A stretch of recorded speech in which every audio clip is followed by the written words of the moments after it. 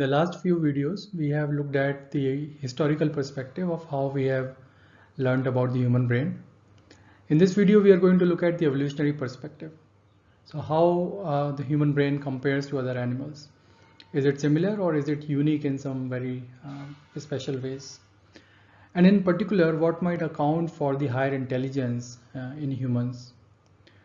Now, I'm not going to define what intelligence is because that's a very controversial topic, and I'm sure there are people who would argue that humans are as intelligent as other species, and other species are intelligent in their own ways, as required by their ecological requirements.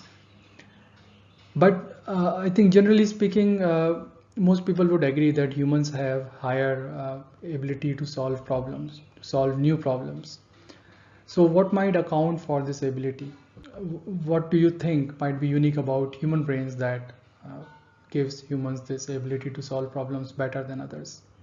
Okay, so which aspects of the brain determine intelligence? Could it be the size of the brain? Well, that does not look like a very good measure because, say, larger animals would have larger brains.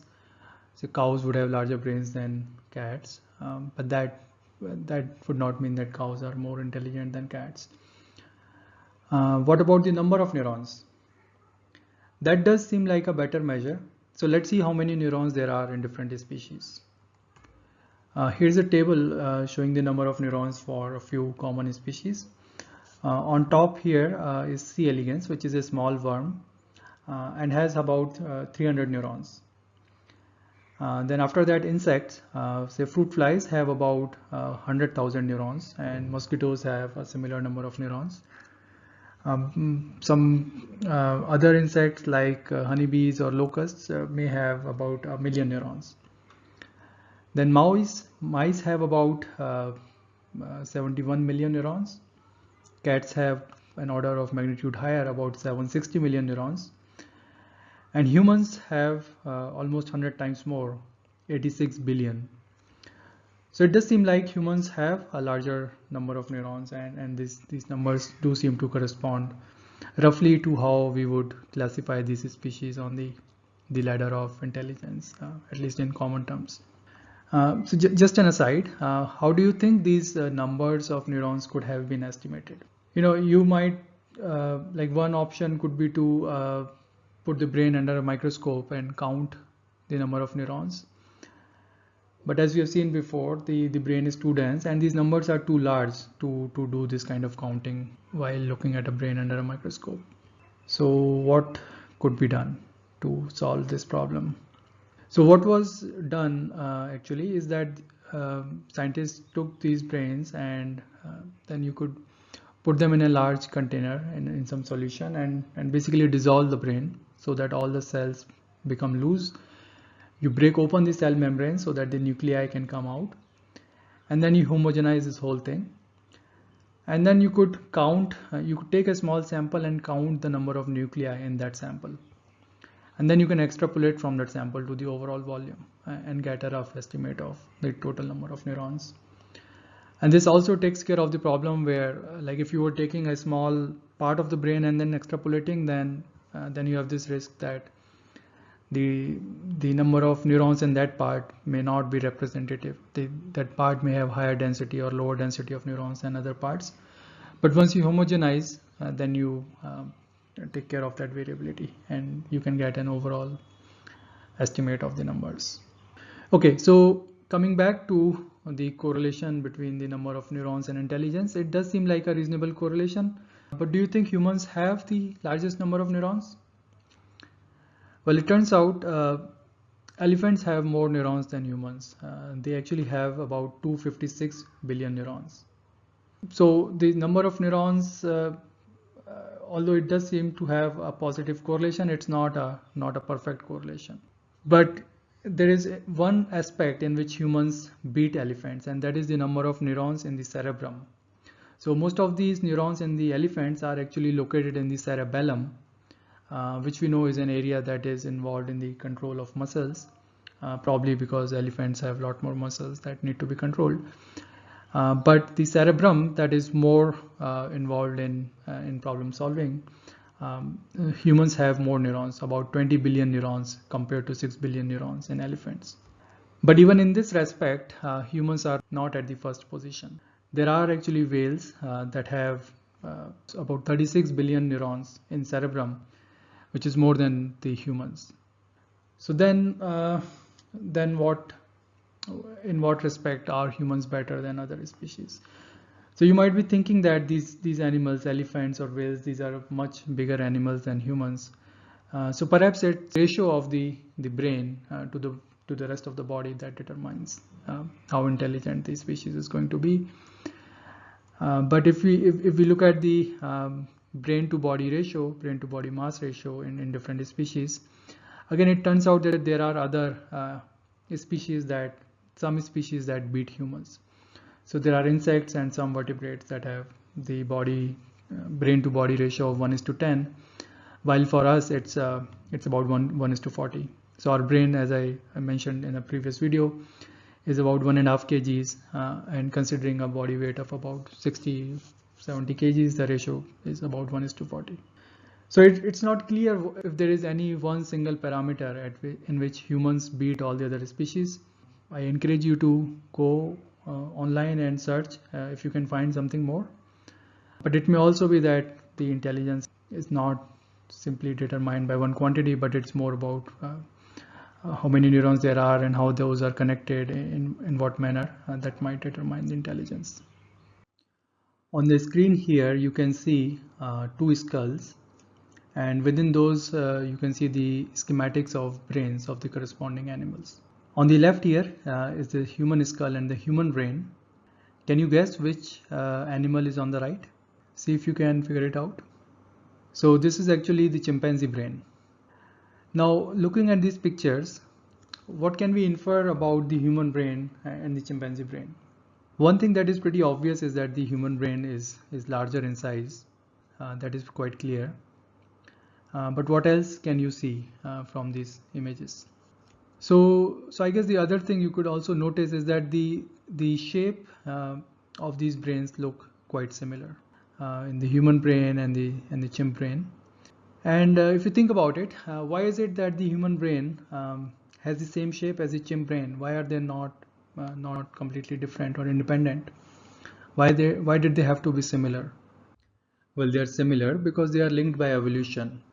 It is not that the human brain was designed or it came about independently. It has evolved from the brains of simpler organisms, just like other body organs. And this is the reason why we can use model organisms in biology to learn various things about the human body and about the human brain. In fact, if we look further than chimpanzees, if we go further back in the evolutionary history, then we share common ancestor with monkeys, and even the monkey brain looks quite similar in shape as the human brain. Although you can see that the human brain is bigger in size and chimpanzee brain is somewhere in between. The similarities can be seen even if you take cross sections of the brain as shown here. This is a cross section of the human brain, chimpanzee brain and monkey brain.